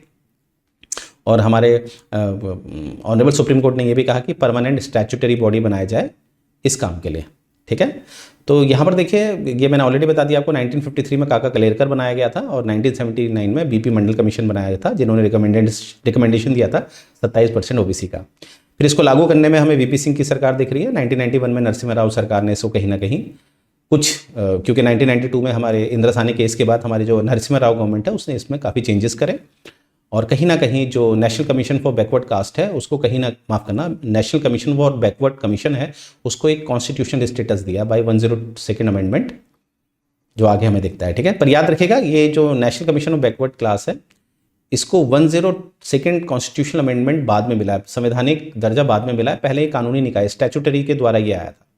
ठीक है, क्योंकि यहाँ पर क्या कहा है, देखो सुप्रीम कोर्ट ने क्या कहा था, एक परमानेंट स्टैट्यूटरी बॉडी बनानी चाहिए, तो इसलिए बनी थी national commission for backward class की एक स्टैट्यूटरी आयोग बना था, जिसे आगे चलकर एक संवैधानिक दर्जा दिया गया 102nd अमेंडमेंट के द्वारा। राइट, ये बात आपने याद रखनी है, क्योंकि हमारे संविधान में अगर आप देखेंगे आर्टिकल 338A को देखेंगे, 338 को देखेंगे सॉरी, वहाँ पर नेशनल कमीशन फॉर SC और ST था, यानी कि इन्हीं को संवैधानिक दर्जा था, फिर इनको अलग अलग किया गया। पर आज के समय में हमारे पास नेशनल कमीशन फॉर SC अलग है, नेशनल कमीशन फॉर ST अलग है, और national commission for other backward caste अलग है। ये तीनों क्या हैं आज के समय में हमारे एक संवैधानिक निकाय हैं, संवैधानिक राइट कॉन्स्टिट्यूशनल बॉडीज हैं। अब यहाँ पर एक सब कैटेगरीज की बात हुई थी OBC के अंदर भी, तो उसके लिए हमारे एक जस्टिस रोहिणी कमीशन बनाया गया था। तो याद रखिएगा आपसे एग्जाम में प्री में डायरेक्ट पूछा जाता है इनमें से कौन सी सब कैटेगरी OBC कमीशन था, तो जस्टिस रोहिणी कमीशन 2017 का। अब आता हूँ मैं आर्टिकल 17 में, जो बात करता है अनटचेबिलिटी की। देखिए मैंने कहा था ये एक प्राइवेट के अगेंस्ट भी करवाया जा सकता है। ठीक है, तो untouchability and forbid of practice in form, क्योंकि देखिए भारत की एक, जैसे आपने सुना होगा किसी ने कहा था कि गो बैक टू वेदास, कौन थे वो, स्वामी दयानंद सरस्वती, कहा था ना उन्होंने गो बैक टू वेदास, क्योंकि वेदों में तो कभी लिखा ही नहीं था कि छुआछूत होनी चाहिए। जब से ये लेटर वैदिक पीरियड में जब ब्रह्मनास आए थे तो वहाँ पर ये वर्ण सिस्टम को जातिबद्ध कर दिया गया था, कास्ट से जोड़ दिया गया था, इसीलिए छुआछूत शुरू हो गई थी, अनटचेबिलिटी का कॉन्सेप्ट शुरू हो गया था। तो इसीलिए इसको बिल्कुल किसी भी तरह से नहीं स्वीकारा जाएगा, क्योंकि ये एक इनह्यूमन कंडीशन है। राइट, और कहीं ना कहीं यहाँ पर देखिए इसी से संबंधित एक एक्ट पास किया गया है, protection of civil rights act 1955, क्योंकि जो हमारे आर्टिकल्स होते हैं उसमें पूरी तरह से दंड का प्रावधान तो नहीं होता है ना, वो तो बस कहीं ना कहीं रोकता है राज्य को, ऐसी बिल्कुल हरकत नहीं होनी चाहिए, परंतु दंड का प्रावधान के लिए हमें संबंधित क्या जोड़ना पड़ता है, एक्ट, तो इससे रिलेटेड एक्ट है देखिए। और यहाँ पर ऑनरेबल सुप्रीम कोर्ट ने साफ कहा है कि जो आर्टिकल 17 है वो प्राइवेट प्लेयर के अगेंस्ट भी जारी किया जाएगा। PUDR केस 1982 में ये बात साफ की गई, ये बात याद रखेगा कि आर्टिकल 17 एक प्राइवेट के अगेंस्ट भी जारी किया जा सकता है, क्योंकि हमने जो आर्टिकल 12 पढ़ा है वहाँ पर राज्य की परिभाषा है, और राज्य की परिभाषा में आपको प्राइवेट कहीं भी नहीं दिखाई देता। हाँ, ये बात ऑनरेबल सुप्रीम कोर्ट ने आगे चल के बोली कि अगर कोई प्राइवेट संस्थान गवर्नमेंट का काम करेगा तब वो स्टेट की डेफिनेशन में आएगा, पर जनरल वे में आप देखेंगे तो आर्टिकल 12 में प्राइवेट को नहीं रखा गया है। तो इसीलिए यहाँ पर ये PUDR केस में साफ कहा गया कि आर्टिकल 17 जो है वो राज्य के अलावा प्राइवेट में भी जारी किया जा सकता है, ये बात याद रखना है। 18 है आपका एबोलिशन ऑफ टाइटल। अगर आप 17 और 18 को पढ़ेंगे तो एक साथ पढ़ेंगे तो आपको क्या समझ में आ रहा है कि जो लोग जिनको नीचे रखा गया था समाज में, अनटचेबल्स कहा गया था जिनको, उनको अनटचेबल नहीं बोलना है, उनको आगे बढ़ाना है, तो आर्टिकल 17 हो गया। और जो लोग इस समाज के बड़े कुलीन वर्ग के लोग थे, जो राजा महाराजा कहते थे अपने आप को, अब उनके टाइटल उन्हें यूज़ नहीं करने हैं, तो उनको नीचे किया गया। तो समानता की तरफ हो रहा नहीं हो रहा, आर्टिकल 17 नीचे से ऊपर कर रहा है और 18 क्या कर रहा है, ऊपर से नीचे कर रहा है, तो समानता ला रहा नहीं ला रहा, दोनों को अगर साथ पढ़ते हैं। तो यहाँ पर ये साफ किया गया कि किसी भी तरह का टाइटल का इस्तेमाल नहीं किया जाएगा। राइट, और यहाँ पर ये भी प्रावधान किया है कि जो इंडियन सिटीजन्स हैं वो बाहर से टाइटल को एक्सेप्ट नहीं कर सकते, और जो foreigner holding office under any state need president consent of foreign title. अगर आप बाहर फॉरेन के हैं, एम्बेसी में बैठते हैं आप, और आपकी सरकार यानी कि USA का कोई फॉरेन, माफ़ कीजिएगा, USA की एम्बेसी है भारत में, और एम्बेसी में कोई बैठता है, USA का है वो, अगर वो USA उसे कोई टाइटल देता है, वो भारत में तभी अपना सकता है जब राष्ट्रपति उसको इजाज़त देंगे। और ये वैसा वर्षा भी होता है। ठीक है, कोई ऐसा नहीं कि कोई भारत का व्यक्ति है वो बाहर बैठता है USA की, मतलब USA में इंडियन एम्बेसी में वो बैठता है, USA में इंडियन एम्बेसी में वो बैठता है, और वहाँ पर उसे कोई टाइटल दिया जा रहा है, तो तब तक जब तक राष्ट्रपति उसको परमिट नहीं करेंगे तब तक वो नहीं ले सकता। राइट, ये चीज़ याद रखनी है आपने। अब यहाँ पर एक केस देखिए, बालाजी राघवन केस 1996 का है। ये बड़ा इंपॉर्टेंट केस है। इसमें क्या हुआ था कि बात हुई थी वो भारत रत्न वाले केस की, भारत रत्न, पद्म विभूषण, पद्म भूषण और पद्मश्री। ये ऊपर की 4 क्रोनोलॉजी मैंने बताई आपको। सबसे पहले भारत रत्न, पद्म विभूषण, पद्म भूषण और पद्मश्री, क्या इनको ग्रहण किया जा सकता है और या नहीं, तो ये मुद्दा निकला था। तो 1996 में ऑनरेबल सुप्रीम कोर्ट ने कहा कि हाँ बिल्कुल ले सकते हैं, क्योंकि ये कहीं ना कहीं हेरिडिटरी टाइटल नहीं है, ये टाइटल ऑन दी मेरिट है। ठीक है, ये कोई हेरिडिटरी टाइटल नहीं है, ये मेरिट पे है टाइटल। आपने कुछ ऐसा काम किया जिसमें आप प्रथम आए हैं तो आपको इज्जत दी जा रही है, परंतु साथ में ये भी कहा कि आप इसको प्रीफिक्स और सुफिक्स की तरह इस्तेमाल नहीं कर सकते, ना ही अपने नाम के उपसर्ग में लगा सकते हैं, ना ही प्रत्यय के रूप में लगा सकते हैं। राइट, ना आगे ना पीछे।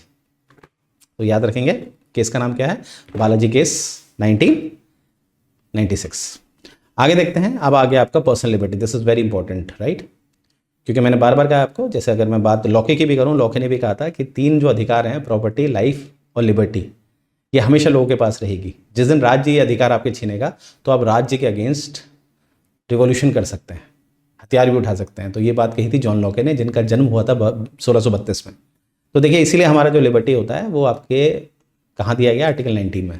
तो देखिए आर्टिकल 19(1) जो है यहाँ पर 6 फंडामेंटल राइट्स की बात है। तो ए कहता है आपका freedom of speech and expression, आपकी जो अभिव्यक्ति करने की और जो स्वतंत्रता है वो यहाँ पर दी जाती है। वाक और अभिव्यक्ति कहते हैं ना, राइट। पर इसका जो एक्सेप्शन है वो 19(2) में है। वही बात होगी, मैं भारत माता की जय कह सकता हूँ, बिल्कुल कह सकता हूँ, पर मैं इसके शब्द नहीं बोल सकता। किसी की कोई गरिमा होती है वो नहीं कर सकता, क्योंकि समाज को सभ्य समाज रहने का, सब जो समाज है वो सभ्य समाज तभी रहेगा जब उसमें एक गरिमा रखी जाएगी, एक लिमिटेशन रखा जाएगा, राइट। तो यहाँ पर है देखिए ये सारे के सारे पॉइंट, राइट।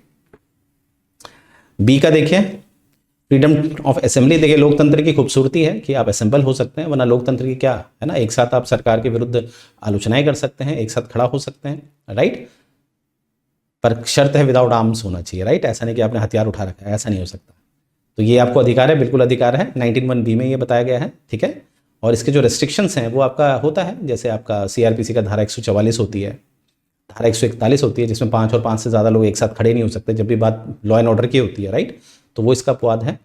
सी में देखिए फ्रीडम ऑफ एसोसिएशन, जैसे कोई भी काम आपने करना है तो एसोसिएशन के द्वारा करना है, राइट। आपने अगर कोई राजनीतिक दल बनना है तो उसकी शुरुआत भी तो एक एसोसिएशन से होती है, कोऑपरेटिव सोसाइटी बनानी है उसकी भी तो शुरुआत एक एसोसिएशन से होती है। तो ये जो एसोसिएशन है ये हमारा एक सी में आता है। और याद रखिएगा 97th अमेंडमेंट जो 2011 में हुआ था उसमें कोऑपरेटिव सोसाइटी भी इसमें जोड़ दिया गया है। तो आज के समय में कोऑपरेटिव सोसाइटी भी हमारा एक फंडामेंटल राइट है under article 19(1) sub clause C. D में देखिए फ्रीडम ऑफ मूवमेंट, आप कहीं भी भारत के किसी भी हिस्से में जा सकते हैं, कोई आपको रोक नहीं सकता। हाँ एक ही सूरत में रोक सकते हैं, जब बात होगी पब्लिक इंटरेस्ट की। जब याद करिए कोरोना काल था तो आपको घर में रहना पड़ा था क्योंकि बात थी पब्लिक इंटरेस्ट की, महामारी फैल रही थी, तो इसलिए रोका जा सकता है। फ्रीडम ऑफ रेजिडेंस में आता है कि आप कहीं भी रह भी सकते हैं, रिजाइड भी कर सकते हैं और सेटल भी हो सकते हैं, कहीं भी आप ज़मीन भी ले सकते हैं। हालांकि इसमें रेस्ट्रिक्शंस हैं, जैसे कि ट्राइबल एरियाज़ होते हैं, वहाँ का अपना कल्चर होता है, वहाँ नहीं जाने देते हैं आपको। जैसे जानवरों के लिए प्रोटेक्शन के लिए होता है, जैसे नेशनल पार्क होते हैं, सेंचुरीज़ होती हैं, तो वहाँ पर भी आपको रोका जाता है, क्योंकि वहाँ पर है ना जीव जंतु की सुरक्षा के लिए होता है सारा कार्य। क्योंकि फूड साइकिल के लिए आपको कहीं ना कहीं इंसान के साथ अदर स्पीसीज़ भी चाहिए, राइट। एफ जो है वो एफ हटा दिया गया है। एफ क्या था आपका, राइट टू प्रॉपर्टी था, तो 44th अमेंडमेंट से उसको हटा दिया गया है, राइट। और जी जो है आपका वो फ्रीडम ऑफ प्रोफेशन है, आप कोई भी प्रोफेशन अपना सकते हैं, राइट। पर इसका ये मतलब नहीं है कि मैं कोई भी प्रोफेशन अपना सकता हूँ और मैंने कल से अपने आपको डॉक्टर कह दिया, मैं डॉक्टर हूँ, ऐसा नहीं। उसके लिए आपको एक प्रोटोकॉल होता है, डिग्री चाहिए होती है, प्रैक्टिस चाहिए होती है, इंटर्नशिप चाहिए होती है, राइट। अब आर्टिकल 20 क्या है, ये बात करता है कन्विक्शन फॉर ऑफेंसेस। जैसे आपको पता है कि एक होता है एक्यूज करना, एक्यूजेशन होता है, यानी कि आप पे चार्ज लगाए जा रहे हैं, उसके बाद ट्रायल होता है, ट्रायल के बाद आपको दोष सिद्धि हो जाती है। न्यायपालिका क्या करती है, आपको कन्विक्ट कर देती है, दोष आपका सिद्ध हो गया आफ्टर ट्रायल। तो यहाँ पर देखिए आपको कहीं ना कहीं ऑफेंसेस से बचाने की बात की जाती है ना। यानी कि ऐसे नहीं कि आप पे कुछ भी आरोप लगा दिया, हाँ भाई ऐसा नहीं होगा, ठीक है। क्योंकि ये देखो कहीं ना कहीं एक तानाशाही को रोकता है। कैसे, सबसे पहले इसमें 3 नियम है। No ex post facto law, ठीक है। जैसे आपको दंड उसी कानून का दिया जाएगा जो कानून उस तारीख को प्रिवेल कर रहा है। जैसे आज मानते हैं 9 जनवरी है, 9 जनवरी को कोई कानून अस्तित्व में है तो उसी हिसाब से मुझे पनिश किया जा सकता है, राइट। ऐसा नहीं कि कोई कानून जो है बना ही नहीं है और मुझे पनिश किया जा रहा है, या बहुत पुराना कानून है जो आज अस्तित्व में नहीं है, मुझे पनिश किया जा रहा है। हाँ भाई रॉलेट एक्ट के तहत आपको अंदर किया जा रहा है, ऐसा मुझसे कहा जा रहा है, हाउ इज इट पॉसिबल। तो ये बात याद रखेगा, retrospective criminal, no retrospective criminal penalty, ठीक है, उसी समय वो लॉ प्रिवेल होना चाहिए। दूसरा है नो डबल जेओपार्डी। इसका मतलब है अगर मान लीजिए किसी व्यक्ति ने चोरी करी है या किसी को धोखाधड़ी करी है, उस पर 420 लगी है, 420 के तहत उसने 6 महीने का सज़ा पा ली है। अब ऐसा नहीं कि वो 6 महीने की सज़ा पा के आ गया है, पा ली है उसने 6 महीने की सज़ा, फिर उसको बुलाया जा रहा कि तुम्हें फिर 6 महीने के लिए और हम डाल रहे हैं, ऐसा नहीं। नो डबल जेओपार्डी, एक अपराध की एक ही सज़ा होगी। No self incrimination. No self incrimination में क्या है, यहाँ पर क्या होता है कि जो आपकी एग्जीक्यूटिव अथॉरिटी जैसे पुलिस, उसके सामने जो बयान दिए जाते हैं वो आपके विरुद्ध ही अपनाए नहीं जाएंगे। क्योंकि कभी कभी होता है जो एग्जीक्यूटिव होता है, क्योंकि हमारा सिस्टम ही ऐसा है जिसमें एग्जीक्यूटिव इन्फ्लुएंस हो जाता है पॉलिटिक्स से, राइट। जैसे पुलिस वाले किसी को मार मार के इन्फ्लुएंस हो गए, किसी नेता से मार मार के किसी गरीब से कह दिया कि भाई तू कबूल कर वरना तुझे मार दिया जाएगा यहाँ पर। तो वहाँ पर फिर वो बेचारे गरीब किसान ने एक्सेप्ट कर लिया कि हाँ भाई मैंने ही मारा था, ठीक है, तो यहाँ पर यह है कि खुद की गवाही आपके अगेंस्ट काम नहीं कर सकती। ठीक है, चाहे पुलिस वाले रिकॉर्ड में ले लेते हैं, पर वहाँ पर कहीं ना कहीं उसको क्रॉस चेक किया जाता है न्यायपालिका के द्वारा। तो ये बात याद रखेगा। ये किस में है आपका? आर्टिकल 20 में। और आर्टिकल 21 क्या है आपका? Protection of life and personal liberty. इसमें क्या होता है कि आपका देखिए यहाँ पर दो बातें आपको दिखाई देती हैं, प्रोटेक्शन ऑफ लाइफ भी दिखाई देता है, पर्सनल लिबर्टी भी दिखाई जाता है, कि केवल लाइफ ही प्रोटेक्ट नहीं की जाएगी, पर्सनल लिबर्टी भी आपकी प्रोटेक्ट की जाएगी। देखिए लाइफ तो जानवर के पास भी होती है ना, कभी आप रोड में जाते हैं, आपने देखा होगा कुछ लोग अपने डॉग्स यानी कि कुत्तों को घुमाते हैं वो चेन में लेकर। कभी आपने देखा कि किसी इंसान को चेन में लेकर घुमा रहे हैं? ऐसा नहीं हो सकता, क्योंकि इंसान की जो लाइफ होती है वो केवल लाइफ ही नहीं होती है, वो डिग्निफाइड भी होती है, उसमें डिग्निटी होता है, उसमें स्वाभिमान होता है, राइट। ये सब चीज़ें हैं। अब आप देखेंगे यहाँ पर एक केस बड़ा इंपॉर्टेंट केस है, जिसे मैं कहूँगा मनिका गांधी केस। गोपालन केस और मनिका गांधी को साथ पढ़ते हैं। गोपालन केस में क्या कहा गया था? आर्टिकल 21 में लिखा है प्रोसीजर एस्टैब्लिश बाय लॉ। क्या लिखा है? Right to life and personal liberty except procedure establish by law. यानी कि अगर कोई प्रोसीजर बनाया जा रहा है लॉ का, उस लॉ को बनाते समय पूरे प्रोसीजर फॉलो किए जा रहे हैं। प्रोसीजर से मेरा मतलब है वो बिल लोकसभा में पास हो रहा है, राज्यसभा में पास हो रहा है, राष्ट्रपति के साइन हो गए, तो वो बिल यानी कि वो कानून सही माना जाएगा, चाहे वो नैतिकता के अगेंस्ट क्यों नहीं जा रहा है। तो ये था प्रोसीजर एस्टैब्लिश बाय लॉ। तो गोपालन केस में ऐसे ही एक लॉ के अगेंस्ट गोपालन साहब केस में चले गए थे सुप्रीम कोर्ट के पास। तो सुप्रीम कोर्ट ने सिर्फ अपना जो दायरा रखा वो यही चेक करा कि प्रोसीजर फॉलो हुआ नहीं हुआ, इसके अलावा कुछ नहीं देखा। तो कहीं ना कहीं उस कानून को ऑनरेबल सुप्रीम कोर्ट ने गोपालन केस में ओके कर दिया, उन्होंने इसके अलावा कुछ नहीं देखा। पर जब बात मनिका गांधी केस पे आई, Maneka Gandhi case 1978, Maneka VIP profile है भैया, गांधी परिवार से, आर्टिकल 21 का हवाला देके ये पहुंच गए कहाँ? Honourable supreme court. तो मनिका गांधी का जो पासपोर्ट था वो जब्त कर लिया गया था कानून के द्वारा, और वो कानून को चैलेंज करने वो चली गई थी। फिर पहली बार हमें दिखता है कि सुप्रीम कोर्ट यहाँ पर एक नैरो इंटरप्रिटेशन नहीं देगा, यानी कि प्रोसीजर एस्टैब्लिश बाय लॉ को ही चेक नहीं करेगा। क्या चेक करेगा?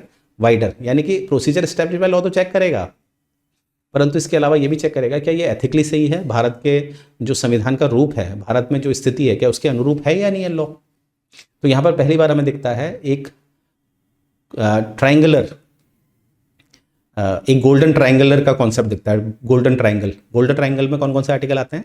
आर्टिकल 14, 19 और 21 गोल्डन ट्रायंगल का कॉन्सेप्ट आता है। यानी कि आर्टिकल 21 को जब देखा जाएगा तो उसमें आर्टिकल 40 को भी समझा जाएगा, आर्टिकल 14 के साथ भी 21 को पढ़ा जाएगा, और आर्टिकल 19 के साथ भी 21 को पढ़ा जाएगा। अब देखो सिर्फ 21 में तो क्या लिखा? प्रोसीजर एस्टैब्लिश बाय लॉ, पर यह भी देखा जाएगा कि कानून कैसा है, कहीं वो भेदभाव तो नहीं कर रहा है। 19 को भी देखा जाएगा क्या वो लिबर्टी को कॉम्प्रोमाइज़ तो नहीं कर रहा है। तो इसीलिए इसको कहते हैं गोल्डन ट्रायंगल, यानी कि ये जो व्याख्या थी, इंटरप्रिटेशन था, इसको वाइडर किया गया मनिका गांधी केस से। तो मनिका गांधी केस से एक नई डॉक्ट्रिन हमें मिलती है, ड्यू प्रोसेस। ड्यू प्रोसेस का मतलब क्या हो गया कि अब कहीं ना कहीं आर्टिकल 21 को प्रोसीजर एस्टैब्लिश बाय लॉ के द्वारा ही नहीं, इसको और एलेबरेट करके पढ़ा जाएगा, 14 और 19 के अनुसार पढ़ा जाएगा। तो यहीं से निकल के आता है golden triangle, very important point. अब देखिए समय समय पर आर्टिकल 21 का इसी गोल्डन ट्रायंगल की वजह से समय समय पर इसमें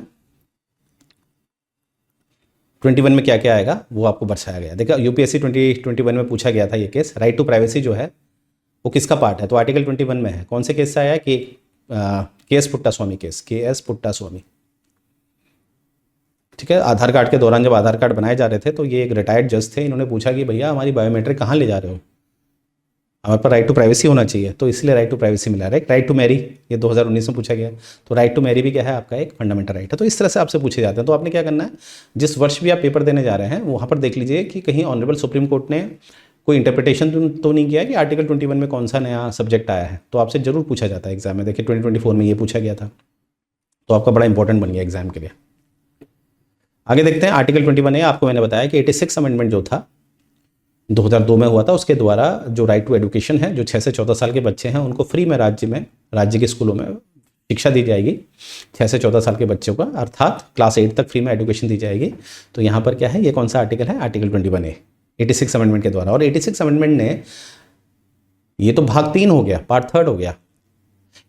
86 अमेंडमेंट ने पार्ट 4 में भी कुछ चेंजेस करे और पार्ट 4A में भी कुछ चेंजेस करे। क्या करें? पार्ट 4 में तो उन्होंने आर्टिकल 45 में कुछ चेंजेस करे। यहाँ पर क्या डाल दिया एक नया पॉइंट कि to cover early childhood 0 to 6, इसको चेंज किया था, 0 to 6 किया। और कहीं ना कहीं इसमें आप देखेंगे कि जो हमारा फंडामेंटल ड्यूटीज़ था, जो 42nd अमेंडमेंट 1976 से जोड़ा गया था 4A के रूप में, वहाँ पर 10 ड्यूटी थी, एक 11वीं ड्यूटी एक और जोड़ दी। ठीक है, फंडामेंटल ड्यूटी की पेरेंट्स की टू प्रोवाइड दी एजुकेशन, यानी कि जो उनके वार्ड हैं, जो उनके बच्चे हैं, उनको स्कूल भेजें। तो ये फंडामेंटल ड्यूटी किससे जुड़ी, 86 अमेंडमेंट। तो 86 अमेंडमेंट में 3 भाग में 3 पार्ट्स में चेंजेस करे, पार्ट 3 21A, पार्ट 4 45 आर्टिकल 45 और part 4A 11th fundamental duty, right. Article 22 बात करता है protection against arrest and detention. Arrest and detention देखिए, इसमें 2 तरह के आपको वो डिटेंशन दिखाए जा रहे हैं। एक है प्यूनिटिव। प्यूनिटिव का मतलब होता है आपने कोई अपराध कर दिया है, राइट, उसके बाद जो सज़ा होती है ना। प्यूनिटिव क्या होता है, यहाँ पर आपने अपराध कर दिया, पनिशमेंट आफ्टर ट्रायल, ट्रायल के बाद आपको पनिश कर दिया गया है, पनिशमेंट आफ्टर ट्रायल। जैसे आपने किसी का मर्डर कर दिया है, ठीक है, तो उसके बाद आपको क्या है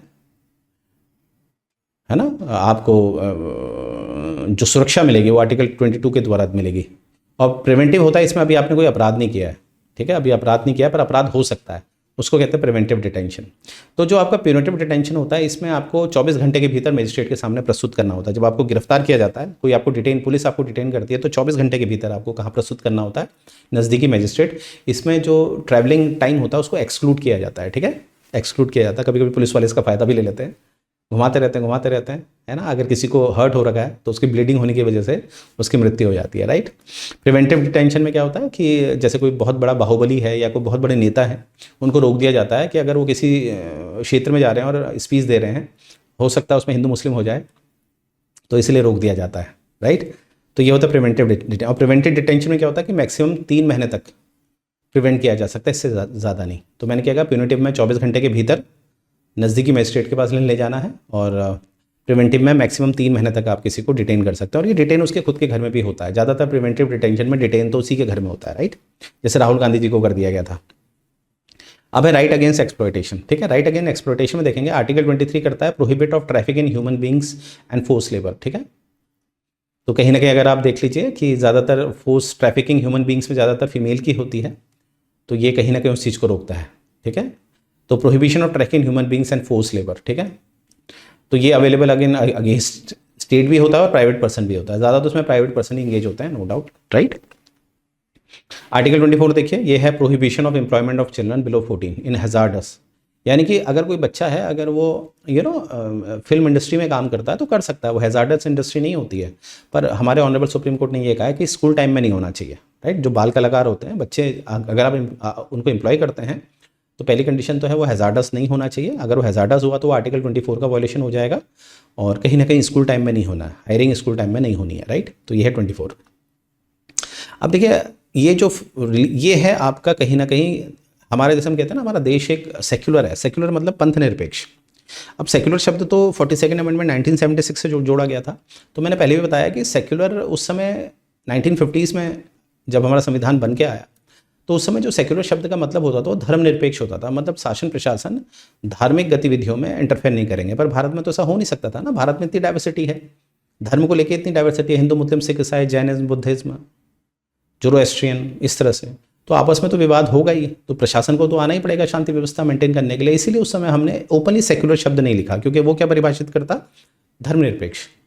परंतु हमने अपने आप को सेक्युलर रखा था, क्योंकि सबसे पहले तो आर्टिकल 1 पढ़ लीजिए आप, India that is Bharat shall be union of state. India का कोई धर्म नहीं है। जैसे पाकिस्तान ने लिखा है Pakistan is an Islamic state, पर भारत ने क्या लिखा है, इंडिया डेट इज भारत, कुछ नहीं है इंडिया। और यहाँ पर देखिए आर्टिकल 25 में देखिए, अगर आपके कॉन्साइंस है, अंतरात्मा से कोई आवाज़ आ रही है कि आपने किसी धर्म को अपनाना है, तो अपना सकते हैं, छूट है आपको, कोई नहीं रोक सकता।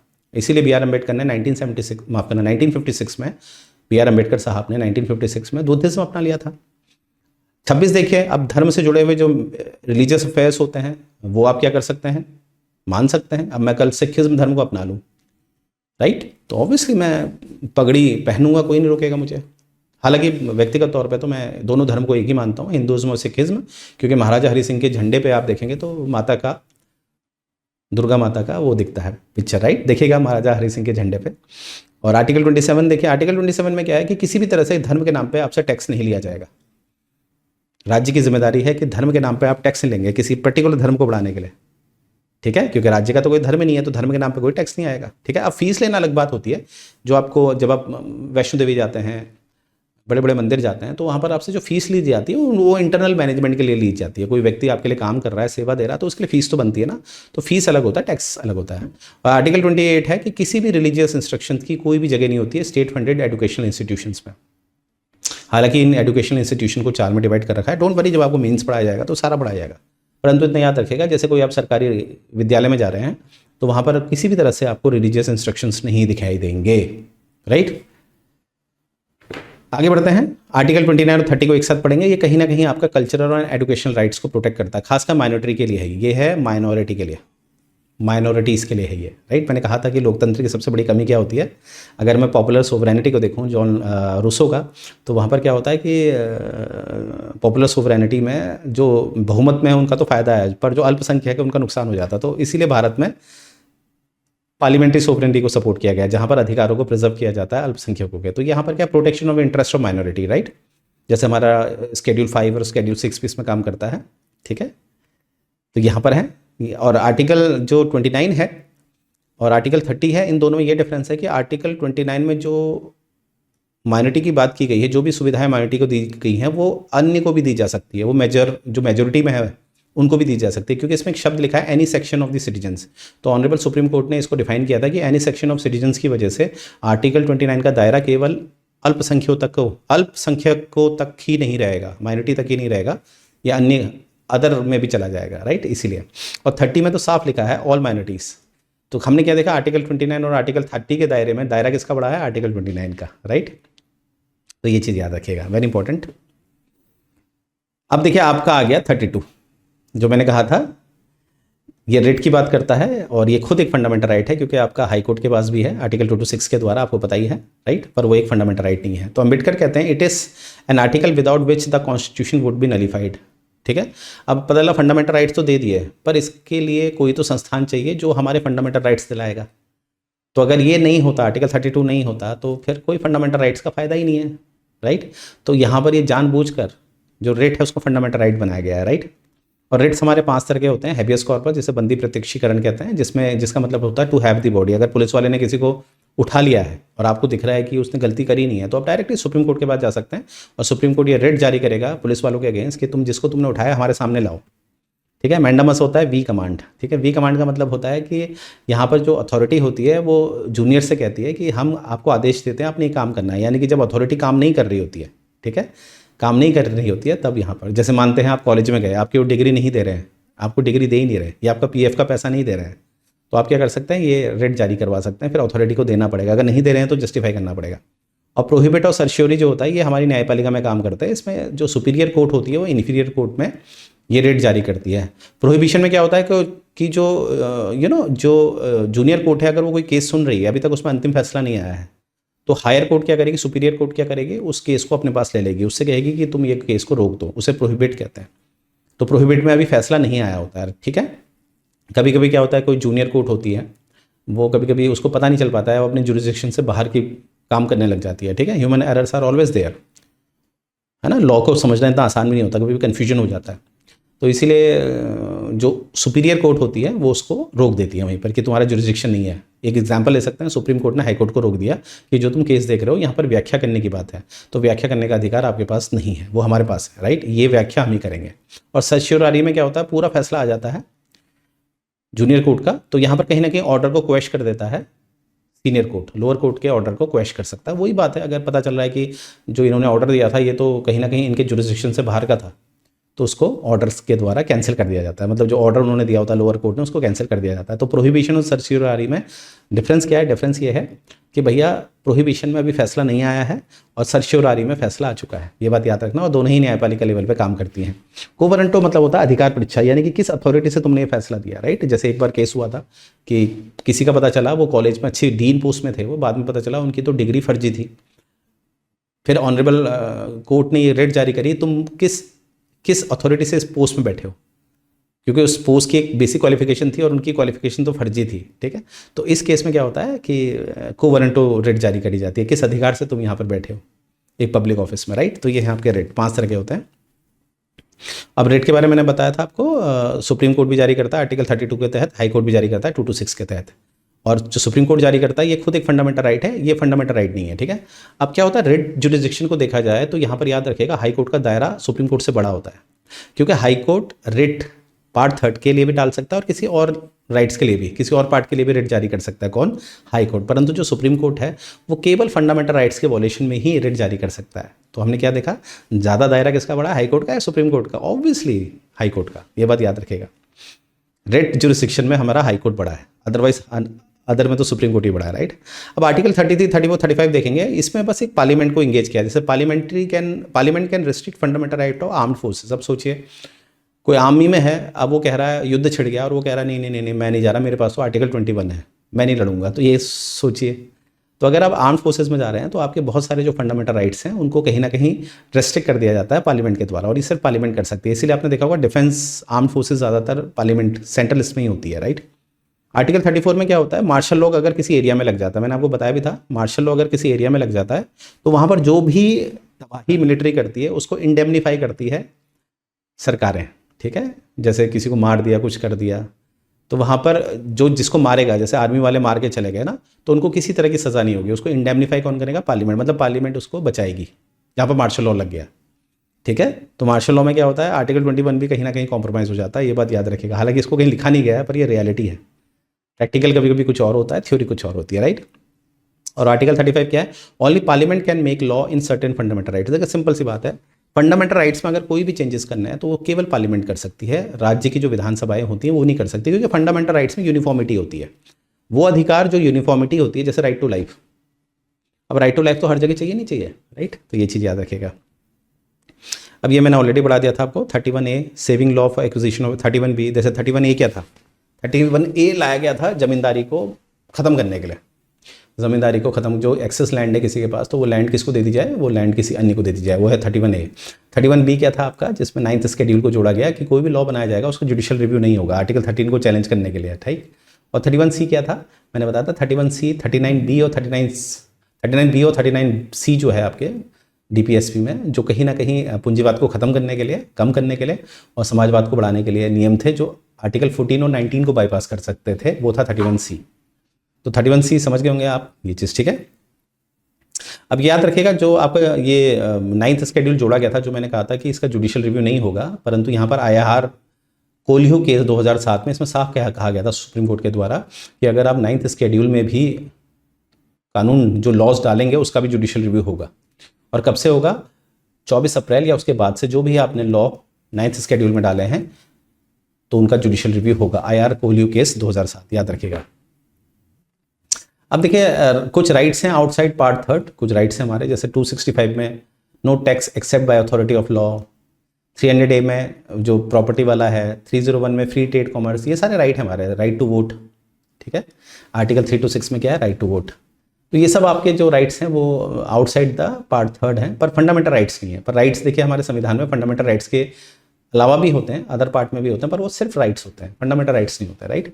यानी कि ये ना जस्टिसेबल होते हैं, ठीक है, जस्टिसेबल नहीं होते। अगर आपके राइट्स नहीं दिए जा रहे हैं आपको तो you have no availability directly go to supreme court. Supreme court आप नहीं जा सकते डायरेक्टली, केवल फंडामेंटल राइट्स के वॉलेशन में जा सकते हैं। आगे है connection to UDHR, principle of fundamental right, DPSP and the preamble reflect the universal declaration of human.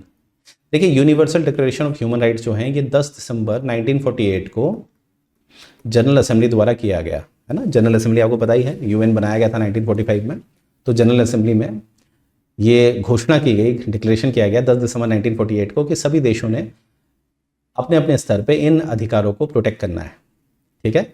तो हमारे वहाँ जैसे कुछ अधिकारों की उन्होंने लिस्ट दी थी, तो उसी हिसाब से अगर देखें वी आर वेरी लकी कि हमारा ऑलरेडी हमने वो अधिकार दे रखे थे। कुछ हमारे फंडामेंटल राइट्स में मिले हैं, कुछ DPSP में मिले हैं और कुछ प्रेम्बल में मिले हैं।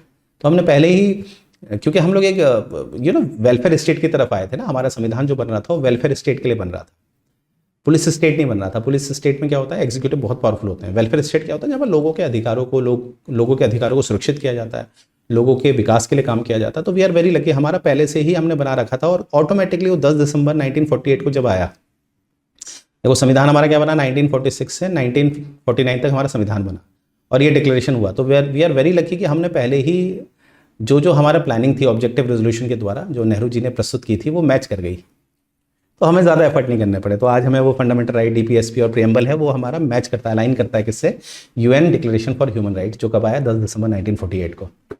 अब देखिए क्रिटिसिज्म होता है हमारे फंडामेंटल राइट्स का, जैसे एक्सेसिव लिमिटेशन बहुत ज़्यादा है। अब ज़रूरी भी है क्योंकि हमारे में डाइवर्सिटी है, लिमिटेशन बहुत ज़्यादा है। No social and economic rights, हमारे ज़्यादातर सोशल और इकोनॉमिक राइट्स जो हैं फंडामेंटल राइट्स के रूप में नहीं है, वो DPSP के रूप में है। तो DPSP जो है वो जस्टिसेबल नहीं होते हैं, वो हम नेक्स्ट चैप्टर में देखेंगे।